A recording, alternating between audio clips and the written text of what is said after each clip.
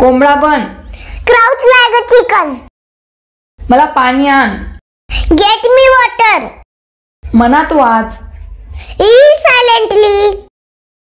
माझ्या पाठीमागे म्हण. Repeat after me. तू खाली पडशील. You will fall down. एक घोट घे. Take a sip. माझ्या मांडीवर ये. Come to my lap. हात पुढे कर. Hold out your hands.